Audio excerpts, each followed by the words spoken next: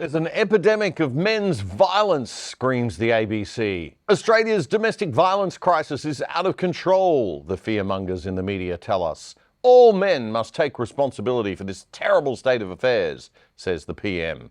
And if you don't care about women, you're not an ally. If you're not feeling guilty, gents, you're a sexist, misogynist pig. And we had a so-called National Cabinet meeting on Wednesday focused on the issue. They're the meetings that Prime Ministers and Premiers have when they don't actually want to take leadership on an issue so they can share the blame around when things don't work out. Albo following in ScoMo's spineless footsteps there. So good for the nation. The tragedy of domestic violence is not a myth. It does exist, as it always has. The tragedy of intimate partner homicide is also not a myth. It exists, as it always has. I want to be really clear here. Domestic violence is a terrible thing, and it does impact women more than men because the biology of men is different to women. Men are more wired for physical violence, and when we use violence, we do greater damage. That's not an excuse in any way. That's just the reality. What this show is about today is the use of domestic violence as an issue for political and cultural control. So please keep that very important distinction in mind as you think about what we're putting forward here today. Part of being a good man is keeping your natural tendency to greater violence in check, being a white knight, not an aggressive, dumb thug.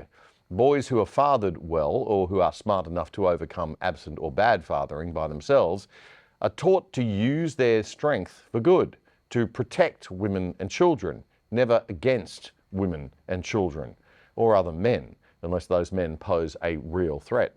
It's a pity we still don't value a lot of these old masculine ideals culturally, but most men in Australia actually do. There are definitely some revolting creeps out there, but the idea that all men have a problem, or Australia has a problem with men generally, and the way we think and act generally is bad, that is nothing but a third or fourth wave radical feminist sexist misandry attack. Or in simple terms, good old-fashioned man-hatred playing out in our media and politics. And folks, it simply must stop. The fact is that the data simply doesn't support the narrative being pushed by the left-wing media and bureaucrats and activists that the problem of intimate partner homicide is getting worse, or that all men are somehow to blame, or that Australia has any kind of toxic male cultural problem. In fact, the data shows the exact opposite. Apart from all the hysteria and feminist marches this week, we also had the latest homicide data released by the Australian Institute of Criminology this week. And this is what it tells us. This is the rate of homicides in Australia per 100,000 people from 1989 on the left of the chart to 2023 on the right. Back in 1989, you had a 1.8 in 100,000 chance of being murdered in this country. Today, it's less than half that. Half. That's massive, and we should be celebrating it. Between the 1st of July 2022 and the 30th of June last year, there were 232 homicides, giving us a rate of 0.87 per 100,000. But what about domestic violence-related homicide? What about intimate partner homicide, the radical feminists will argue? Surely that's gone up. We all know that. I mean, well, actually, no. Homicides are classified into domestic, meaning an intimate partner, a relative, or someone living with you; acquaintance, meaning someone you know not living with you; and a stranger. This chart shows all three types, and the rates from 1989 to 2023 for each type. The dark green line is domestic. The light green line is acquaintance. They have both dropped massively since 1989. The rate of domestic homicide in 2022-23 was 0.3, and the acquaintance homicide rate decreased to 0.24, the lowest since 1989, when it was 2.5 times that. As you can see from the grey line at the bottom, the type of homicide that hasn't dropped is stranger homicide. And the victims of stranger homicide are significantly mostly men. But surely there's something going on. I mean, the ABC's been screaming about it all week. The Sydney Morning Herald, The Age, and Nine Media, and The Project. I mean, surely they all can't be misleading us, can they? They just had an emergency national cabinet meeting Zoom call. I mean, it must be real. It's probably the gender of the victims. That must be where women victims are on the rise. Oh, no, that's also falling. Most victims of homicide in Australia are still male. In 2023, male victims were 69% of homicides, 171 out of the 232 murders overall. That puts the male victim rate at 1.29 per 100,000, and the female rate is at 0.56, well less than half. And over time, it's just more really good news. Since 1989, the rate of male victimisation halved and the rate of female homicide victimisation decreased by more than half at 58%. So all this good news is just getting a bit too much. How will we demonise men in Australia now if they're the ones getting murdered more and the murder rates are all dropping? This is a big problem for the radical third or fourth wave feminists of sexism against men and general misandry. Whatever will these poor extremist activists do now? Well, maybe we can help them. Let's look at just the intimate partner murders, shall we? There were 38 intimate partner murders in Australia in the 2023 year. It's horrible, okay? But Australia has 27 million people. So the chance of being killed by your intimate partner in any given year is 1 in 710,000. How small is that? Well, the chance that you'll be struck by lightning in every given year is approximately the same. So it's kind of small. You can sleep safely and not worry, folks. Of these 38 horrible, I'm not saying they're not horrible, but 38 intimate partner murders in 2023, 4 of them were male victims and 34 were female victims. But the better news just keeps on coming. The female rate since 1989 has plummeted.